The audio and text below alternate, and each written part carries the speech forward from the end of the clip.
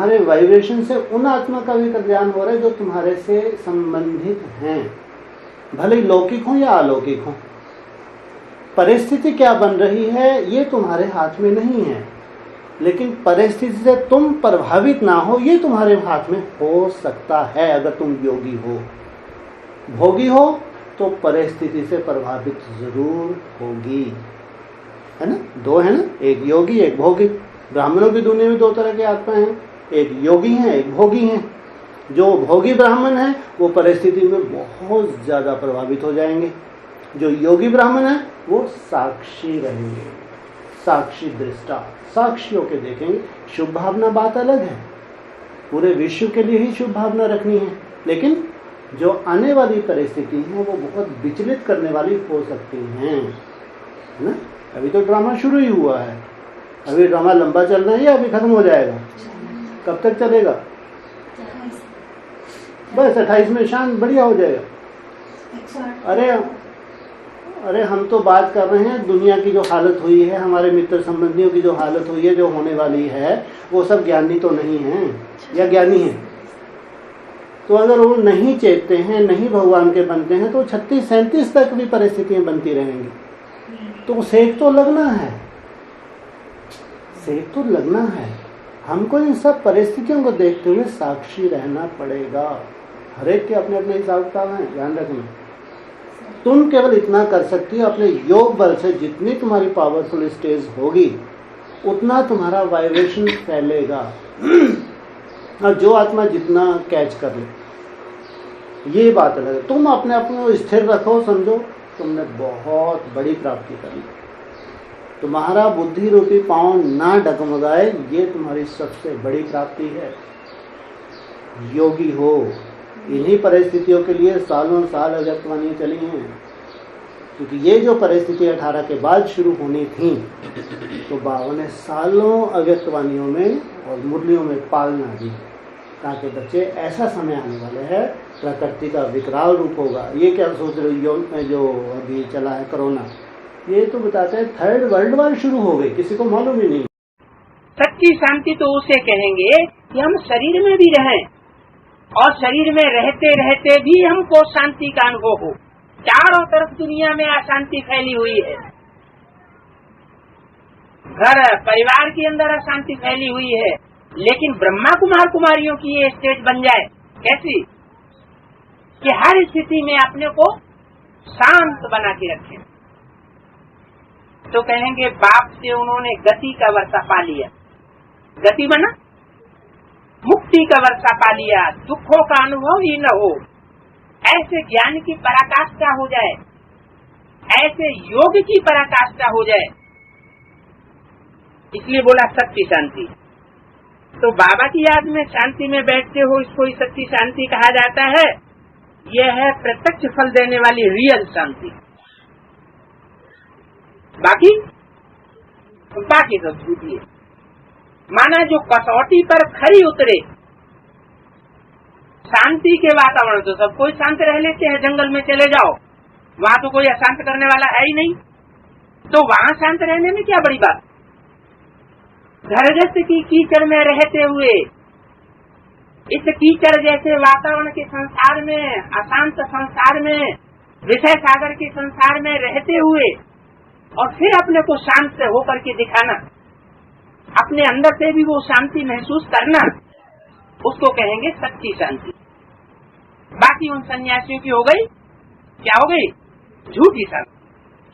हुआ भगवान को भी है, कहते हैं भगवान तो संकल्प विकल्प से पार है, लेकिन चलो ब्रह्मा के थ्रू ही संकल्प करता नहीं करता, मेरे को इस धरा पे कचरा साफ करना है, मेरे को इस धरा पे इतनी सुंदर सृष्टि लानी है, इतनी सुंदर जिसकी आज कोई कल्पना ही ना कर सके, मेरे को ऐसा ऑपरेशन करना है पूरे विश्व की आत्माओं के अंदर, ऐसा ऑपरेशन करना है कि गंदगी रहे ही ना, गंदगी का नामो निशान ना हो। ये भगवान ने ठेका उठाया है। 5 साल का उसने अपनों को टाइम दिया, करो या मरो करते हैं तो जो परिस्थिति हैं उनको सहन करने की ताकत मिलेगी। परिस्थितियां नहीं टलेंगी, नहीं बुद्धू बन जाना कहीं। हाँ, ज्ञान को अच्छे से समझो। ज्ञान ये भक्ति वाला ज्ञान नहीं है, भक्ति मार्ग मुर्दाबाद। जो तुम योग कर रहे हो उसमें तुम्हारी कैपेसिटी बढ़ेगी, जो परिस्थितियां तुमको झेलनी पड़ेंगी उन परिस्थितियों को झेल सकोगे। नहीं तो परिस्थितियों में फेल हो जाना है। परिस्थिति अपनी जगह है, परिस्थिति नहीं टलेगी। ऐसे कभी सोचना ही मत, बाबा को एप्लीकेशन भी मत लगाना। एप्लीकेशन लगा दी तो क्या होगा, अनिश्चय बुद्धि बन जाओगे कि हमारी भगवान ही नहीं सुनता। संसार में हंसी हो कुछ भी हो, भगवान को इनसे कोई लेना देना नहीं। भगवान आया तुम्हारी आत्मा को पावरफुल बनाने। जो भी परिस्थितियां हैं भविष्य की, सबसे पहले किनके लिए? हाँ, सबसे पहले बच्चों के लिए, एडवांस बच्चों के लिए। फिर उन परिस्थिति से गुजरती हैं ब्रह्मा कुमारीज। जब ये कुंदन बन जाते हैं उन परिस्थितियों में गुजर के, तब जाके संसार में विनाश बरपा होता है।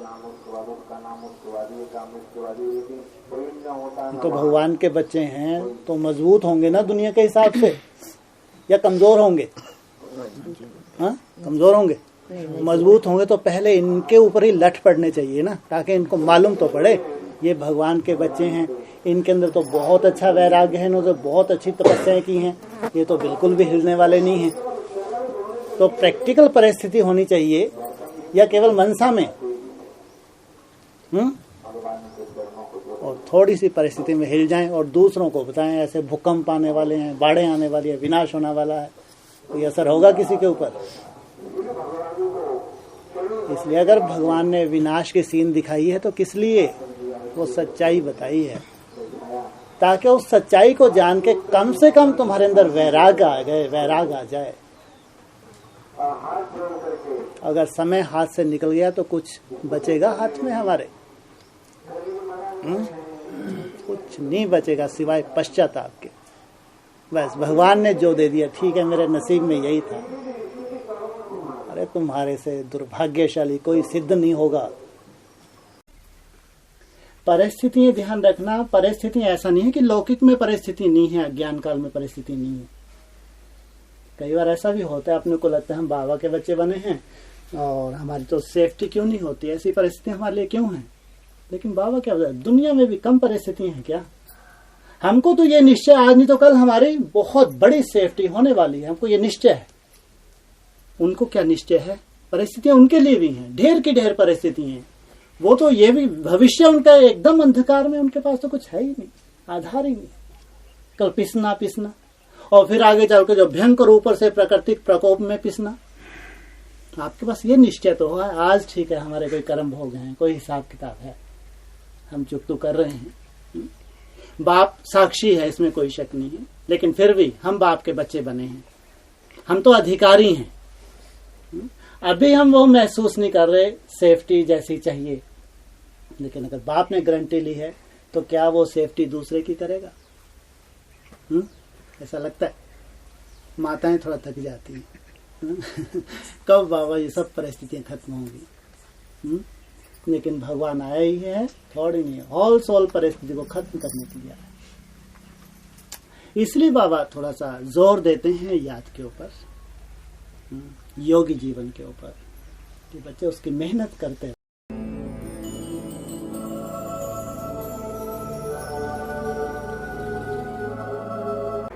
ये तो योगियों के साथ ही हो सकता है, बहुत मेहनत कर रहे हैं मन को कंट्रोल करने की, जो बहुत मेहनत कर रहे हैं भगवान को याद करने की, उनका मन धीरे धीरे इतना पावरफुल हो जाता है। जो सबसे सुंदर पॉइंट उनको मिलता है, नथिंग न्यू।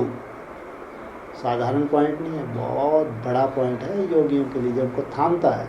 नथिंग न्यू, बड़े से बड़ा भी कोई कारण बन जाता है, एक सेकंड में छूट जाता है। नथिंग न्यू, कोई अवस्था में अंतर नहीं आता। और क्योंकि साधारण ब्रह्मा कुमारी लुढ़क जाते हैं, अटैक आ जाते हैं, मौत का बाजार लगेगा अभी तो ब्राह्मणों की दुनिया में। लेकिन तुम नथिंग न्यू, एक योगी जो है वो ही ऐसा कर सकता है।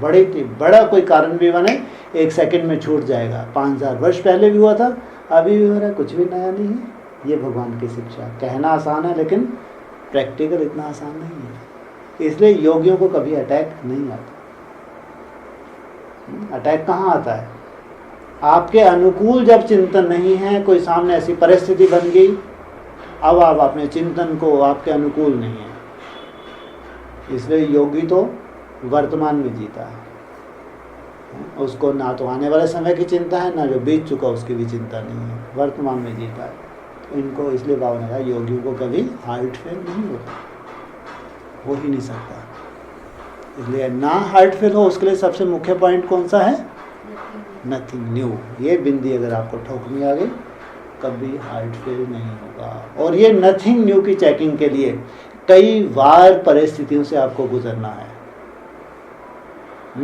बार बार चेकिंग करें लेकिन नथिंग न्यू हो ही नहीं रहा, फिर नहीं हो रहा, फिर नहीं हो रहा, हो गया तो हो गया काम है क्या? हाँ, लक्ष्य है तो हो जाएगा, लक्ष्य है तो होना ही है। लेकिन आप भगवान को दोष मत देना कि ये परिस्थितियों ने, ज़्यादा आपको पास तो कौन सी माया है, ज़्यादा तो ये ग्रस्त में ऐसी माया आती है। तुम लोगों को काहे का नथिंग नहीं, तुम तो नथिंग नहीं हो गए, बिंदी बन गई। ज़्यादा ये अगर तुम्हारा लेसन तुमने घोट लिया, कुछ भी नया नहीं है। 5000 वर्ष पहले तो वही परिस्थिति होगी।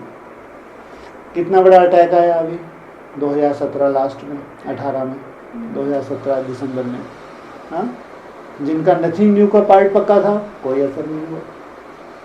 कितनी बात की गिलानी हुई, मस्त उन्होंने कितनी सुंदर प्रत्यक्षता करवाई। यही पार्ट तो उनको पक्का था कि कुछ भी नया नहीं है, पहले कल पहले, नहीं तो कितने क्वेश्चन उठते हैं, ऐसा क्यों हो रहा है, बाप की ऐसी गिलानी क्यों, ऐसा नहीं हो, ये वो, पता नहीं। ऐसे मरे भी तो ढेर सारे, एडवांस वाले कितने मृत्यु को प्राप्त हो गए। वो योगी नहीं है, सब भोगी।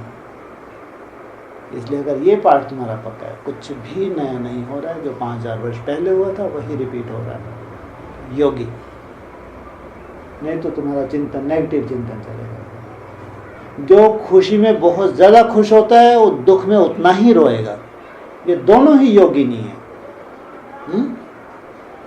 क्या परिभाषा बताई है गीता में? हाँ, सुख में बहुत ज़्यादा सुखी, ये है थर्ड क्लास। ये सही में अगर बहुत ज़्यादा कोई खुशी की सीन देख के बहुत खुश हो रहा है, उतना ही मरेगा, ये रोएगा, क्योंकि इसके पीछे सीन कौन सी आने वाली है, इसको रुलाने वाली सीन आने वाली है। जब खुशी को भी अब साक्षी रहें, ज़्यादा प्रभावित ना हो, ठीक है, सीन है बाप जाने, नहीं, मेरे को कोई मतलब नहीं। जो ज़्यादा खुशी में खुश ना हो जाए, वो ज़्यादा दुख में भी प्रभावित नहीं होगा, पक्का। ये है सच्चा योगी। ये संसार को स्थिर कर सकता है अपनी स्थिरता के आधार से। खुद स्थिर होगा तो ये भगवान का बच्चा संसार को स्थिर कर देगा, इतना बड़ा कार्य कर देगा। इसलिए मन में बहुत पावर है। कहते हैं मन जीते जगत, इतनी पावर है इस मन में, इसकी तो कल्पना भी नहीं कर सकते आज हम। लेकिन जो रिसर्चर है, रिसर्च कर जानते हैं मन कितनी बड़ी शक्ति है। और हम लोगों का पूरा अटेंशन मन के ऊपर है। हम लोगों का टारगेट ही है बस मन को कैसे भी करके आगे चल के रोकना है, धीरे धीरे, लेकिन रुकेगा ये। मन के मौन से नहीं रुकता। इसलिए अभी एक भी आत्मा ये अनुभव नहीं कर पा रही है कि हमको नंबरवार मुक्ति, जीवन मुक्ति का वर्षा मिल चुका है। मुक्ति अर्थात दुखों से मुक्ति, जीवन मुक्ति अर्थात जीवन भी रहे और जीवन में रहते हुए दुख शांति का अनुभव न करे, सुख शांति का अनुभव करे। दुख की बातों में से भी सुख की बात निकाली। ड्रामा के हर पॉइंट ऑफ व्यू को सुखदायी समझे। ड्रामा कल्याणकारी है, कोई भी हालत में ड्रामा कल्याणकारी नहीं है। जब ऐसी स्टेज बन जाएगी तो आत्मा जीवन मुक्ति का अनुभव करे। बनी बनाई बन रही, अब कुछ बनने का है।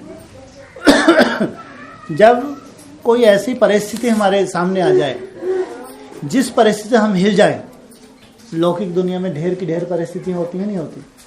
है ना। तो परिस्थिति हमको हिला देती है, उसके ऊपर हमारे बहुत संकल्प चलते हैं, ऐसा क्यों हुआ, ऐसा नहीं होना चाहिए था, ये वो ढेर के ढेर संकल्प। पुरुषार्थ भी एक तरफ रखा जाता है, तपस्या भी एक तरफ हो जाती है, बस वो संकल्प पीछा नहीं छोड़ते। इसलिए बाबा ने युक्ति दी, बनी बनाई बन रही, अब कुछ बननी नहीं।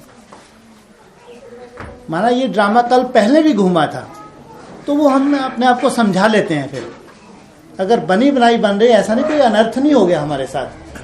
अगर ये परिस्थिति हमारे साथ ऐसा बन गई तो ये कुछ अनर्थ नहीं हुआ।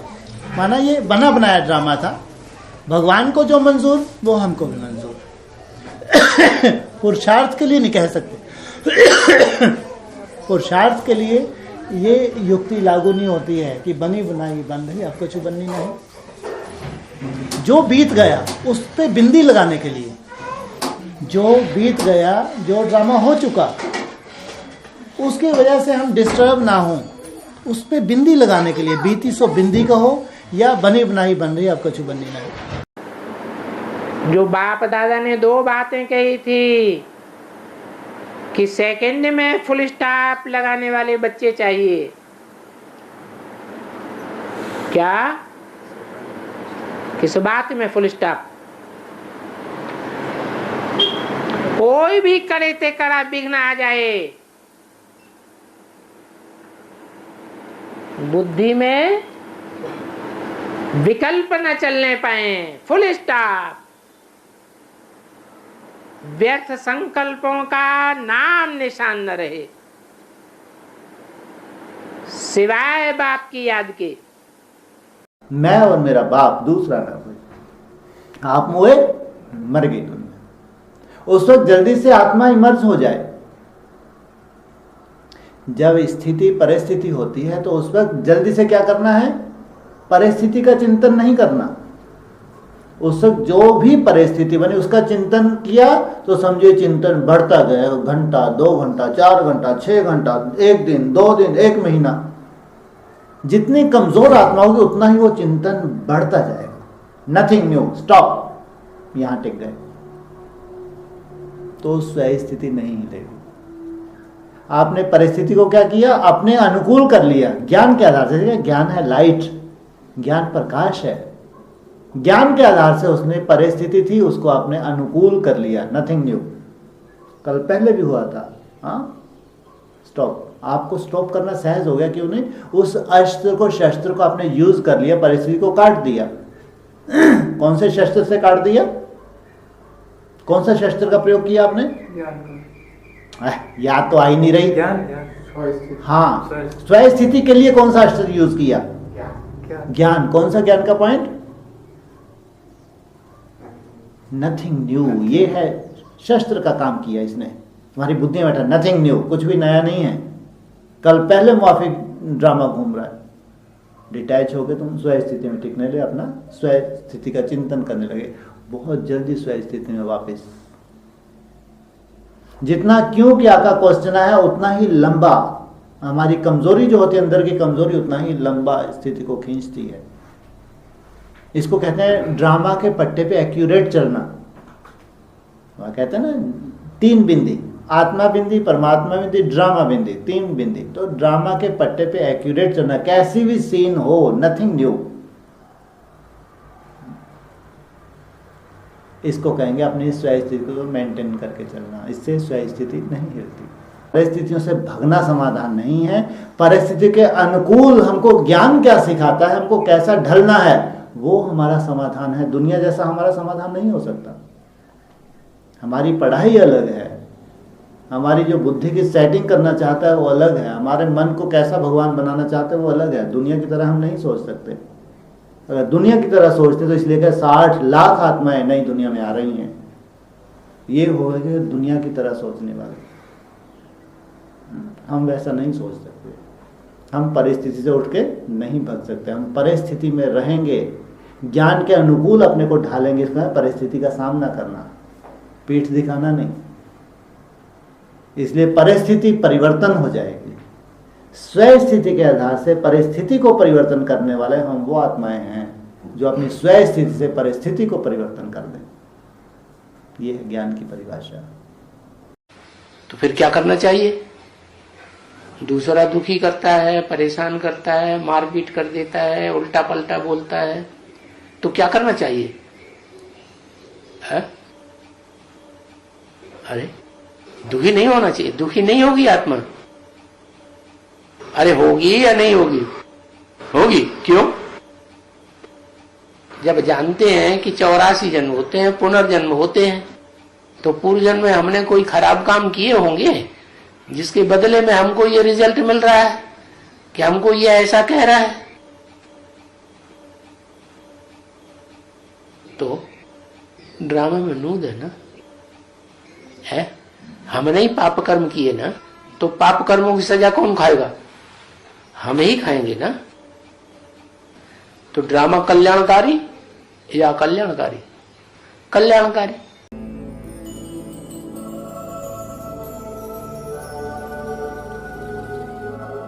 परिपक्व धीरे धीरे बनते हैं, एकदम से ही बन जाते हैं। परिपक्व स्टेज एक ही चुटकी में हो जाते हैं या धीरे धीरे? जितनी हमारी समझ बढ़ती जाती है, वो भी परिस्थितियों में, समझ भी एक्यूरेट कहो या प्रैक्टिकल कहो, परिस्थिति में। इसको प्रैक्टिकल ज्ञान नहीं कहेंगे जो अपन डिस्कस करते हैं, लेकिन जब वो परिस्थिति हो, उस परिस्थिति में अपनी चेकिंग होती है, उस परिस्थिति में भगवान का सहयोग मिल रहा है नहीं मिल रहा। और ऐसा तो हो ही नहीं सकता, कोई योगी कभी ऐसा कह ही नहीं सकता कि उसमें अच्छे अनुभव ना हो, कह ही नहीं सकता। कैसे भगवान आके तुमको साक्षात्कार करवा दे, कैसे कुछ ना कुछ अनुभव करा दे, कैसे अचानक तुम्हारा एकदम दर्द गायब कर दे, ये तो अपने पर्सनल अनुभव होंगे। इसलिए ये हमेशा अपने उसमें से निकाल दो, डिक्शनरी से, कि क्या करो बाबा, मेरे को क्या कर दो? ठीक तो कर दो, ठीक तो करना ही है, रहना है क्या? क्या कर दो? क्या शब्द लगा देते हैं? जल्दी। हाँ, जल्दी। ड्रामा तो क्या है? फिक्स है। एक पलड़े में तुम्हारा स्नेह रखा हुआ है, दूसरे पलड़े में तुम्हारी तबीयत रखी हुई है। बताया ना 2-4 दिन पहले वेतवानी में। लेकिन तबीयत वाला पलड़ा इतना भारी मत करो कि बाप के स्नेह का पलड़ा उथला हो जाए। बाप के स्नेह का पलड़ा इतना भारी हो, तुम्हारा कर्म भोग दूसरों को लगे, लेकिन तुम्हारे चेहरे से ऐसे जजमेंट ना हो कि इसका ये प्रॉब्लम है। भगवान को कितनी खुशी होगी। कर्म भोग अपना कर्म भोग है, उसका हिसाब किताब है, उसका अपना समय भी है। या तो रोते रोते उसको काटो, या तो क्या करना चाहिए? रोते रोते थोड़ा बाबा सुन लेते हैं ना। तरसाता होगा बाबा, नहीं बच्ची को काफी दिन हो गए। अरे बच्ची भोग ही नहीं रही जब खुश है। तो जब बच्ची खुश है और याद की उसको कितनी मदद मिलती हो, तो वो तो बच्ची जानेगी या हम जानेंगे? जो भगवान की उसको मदद मिलेगी और खुश रहते हैं, वो तो बच्ची का खुद का अनुभव होगा या हमारा अनुभव होगा? कौन अनुभव करेगा? खुद अनुभव करेगी। अरे अभी इसलिए ना, अभी फिक्सेशन नहीं हुआ है। कितने साल है अभी फिक्सेशन होने में? 4 साल है। अच्छे अनुभवी बन जाओ। 4 साल में तो फिक्सेशन हो गया, कोई किसी की सीट नहीं ले सकता, ले ही नहीं सकते। अरे वो तो हजारों हैं जो सोच भी नहीं सकती माला में, दूर दूर तक सोच भी नहीं सकती किसी माला के बारे में, क्योंकि ना ऐसा योग है और ना ऐसा इतनी ज्ञान की सूक्ष्मता कह लो। मुख्य सब्जेक्ट तो याद की है, इतनी मेहनत भी तो हो, लेकिन जिनको इतनी मेहनत का चांस है, ये अपनी पिछली तपस्या के संस्कार लेकर आए हैं। इसलिए अगर कुछ परिपक्वता ज्ञान की नहीं है, तो अच्छे से ज्ञान को समझ के उसका मंथन करके तो अपने स्वयं के रिजल्ट ऐसे सुंदर निकालो कि जो भी हमारे संबंध संपर्क में हैं उनको भी प्रेरणा मिल जाए। ये ब्राह्मण जीवन बहुत अमूल्य जीवन है।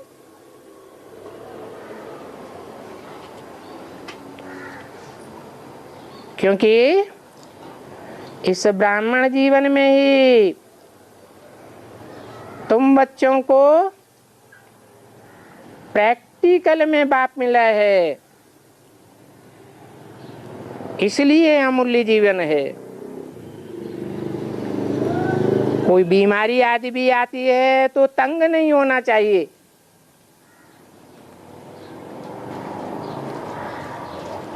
ये तो 63 जन्म के किए हुए कर्मों का भोग सामने आता है। इस कर्म भोग से धर्मराज के दंडों से बचेंगे। ये बीमारी आदि का कर्म भोग भी भोगना भी अच्छा है, क्योंकि धर्मराज के डंडे खावेंगे तो पद कम हो जाएगा। बीमारी आदि में कर्म भोग भोगेंगे, पाप भोगेंगे तो तुम्हारा पद कम नहीं होगा।